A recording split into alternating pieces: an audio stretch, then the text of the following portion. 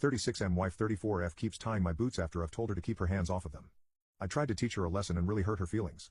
Yes, I know the title is bizarre and I can't believe I'm actually writing this. My wife is a neat freak. Always has been. She throws notes on my desk out assuming they're garbage. My belongings get rearranged to the point where it takes me hours to find them. It's something I've come to accept. I'm not happy about it, but we have a pretty happy marriage on the whole. I am a volunteer EMT, and I keep my boots unlaced up against the wall next to my clothes hamper so that I can throw them on along with my uniform if a call comes in during the middle of the night. Well, my wife has taken to tying the boot laces when she sees them untied. Not only does she tie them, but she tightens them and double knots them to the point where I need to undo the knot, open up the boots, and let a little slack out to fit my feet into them. I ignored it the first 2 times, but the third time she did it, I made it a point to bring up to her the next day. I very calmly said, "Hon, I appreciate that you want everything neat, but please do not touch my boots in the future. Time is of the essence when I'm going on a call and at 2 in the morning I don't have the time to unlace them and open them up. It's not just a minor inconvenience, it's people's lives, so I would appreciate it if you left them alone." She rolled her eyes, said I was being dramatic, and that she wouldn't help me out by keeping my things neat in the future. Well, she never stopped.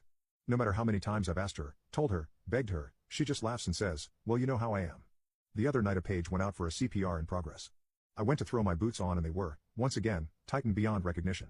So I'm sitting there on the edge of the bed, cursing, trying to get my boots open, and fumbling due to the stress of the situation. My wife opened her eyes, groggily looked at me, and asked, "Don't you need to go on that call?" I know I was in the wrong here, and I regret it. I slammed the boot into the ground and yelled, "Yes. I do. I would have been out the door 5 minutes ago, except some stupid motherfucker fucked with my goddamn boots again." My wife got up without another word, walked into the bathroom and slammed the door. I got my boots open and went on the call.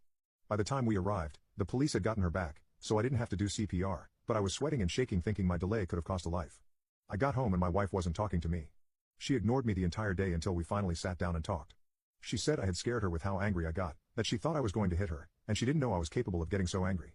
Note, I have never raised a hand to her, nor have I ever yelled at her before. I am absolutely not a violent person in any way, shape, or form. I apologized for yelling at her, and acknowledged that I hadn't meant to snap at her. I was frustrated with the situation as I needed to get to the person in need of CPR as soon as possible and it was a delay that didn't need to happen. I, once again, pleaded with her not to touch my boots because lives were literally on the line. She told me that if I was going to overreact and make her afraid then she would never touch my boots again because she didn't want to live like that. Last night, before I got into bed, I had a sinking feeling, so I went over and checked my boots. I was very disappointed to find them tightened up again. So I decided to show her how it felt. I went over to her closet and pulled out her running shoes. I unlaced the shoelaces on both of them, removed them from the shoes completely, curled them each into a little coil, put them inside the shoes, and put them back. I then went to sleep. At 6:15 I was woken up by my wife screaming, "How could you? Why would you do this?" Holding up both laceless shoes with tears in her eyes. My wife likes to go for an early morning run and I knew she would want to get out the door as soon as possible. I smiled and said, "You know how I am. I just like things neat." She continued sobbing and walked out of the room. So, by the time she was all laced up again, it was raining so she missed out on her run. I actually feel pretty terrible about that because I really only wanted to delay her, not ruin her plans completely. At this point, she's alternating between crying that I went out of my way to hurt her and ignoring my presence. I acknowledge that what I've done has been pretty childish and not at all constructive. I just don't know what to do. She said, through tears, "You admitted you were totally in the wrong for yelling at me, and then you turned around and took it out on me in a different way. What is wrong with you?" The problem is, to her, an apology means taking on 100% of the fault. When I apologized for blowing up, she took that to mean she was 100% in the right and that my feelings were completely unjustified. So at this point, I haven't apologized for ruining her run, because she'll take that to mean that she wasn't wrong to touch my boots. I've tried to have these discussions but it's in one ear and out the other.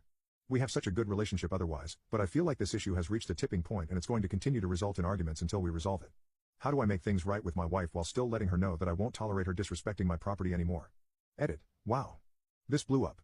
I went through comments for 6 hours last night and I still have 1.8K to get through. I promise you I'm reading every one of your comments and appreciate the advice. A couple things to address points that keep getting brought up. 1.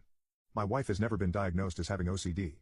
As an EMT, I'm very careful about labeling someone as having a disorder as I don't have the proper qualifications to make that diagnosis.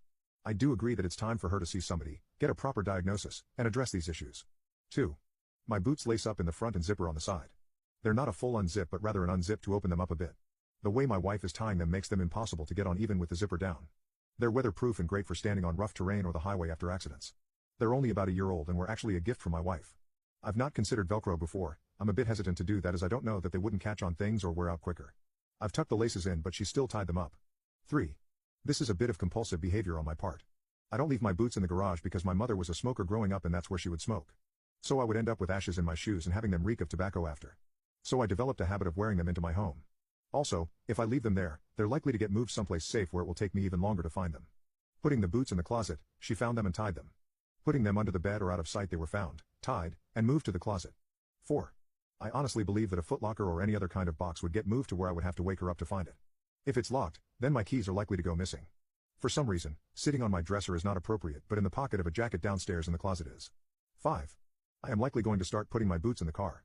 Though I had to laugh at the people suggesting decoy boots. As much as it may seem like it, I'm not living in a spy versus spy cartoon. 6. I am a volunteer EMT. We respond from home.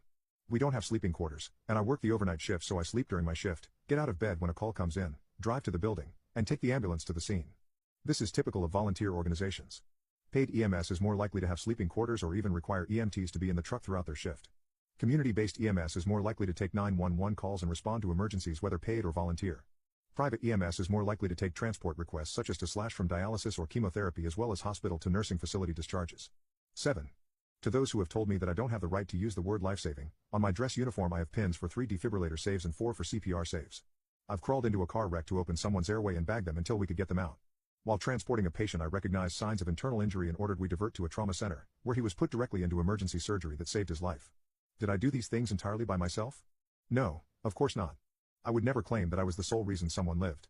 However, I am, at my very basis level, as vital link in the chain or survival. So while I can't claim complete credit for any of the things I've done, I would certainly put a lot of blame on myself if someone didn't live because of something I failed to do. 8. I have a full-time job that I work 8 to 5 Monday to Friday outside of EMS. That is why I volunteer on the night shift. My wife works as a payroll manager for a mid-sized office. I earn about $10,000 a year more than her. We've been married for 2 years. While I lived on my own before we were married, she didn't move into the apartment until we got engaged. So, I think to her, that was my place, not ours, and she didn't really touch my things. I was with another EMS organization until we moved to a new town after our engagement. When we bought the house, I joined the local volunteer squad as an EMT. My wife regards my job as part of my identity while she sees the EMS as something I volunteer to do. She would say, "This is my husband, he is job title, not this is my husband, he is an EMT." 9. Thank you for all the awards on this post. You're all very kind. I appreciate so much that you took the time out of your day to acknowledge things and want to help me.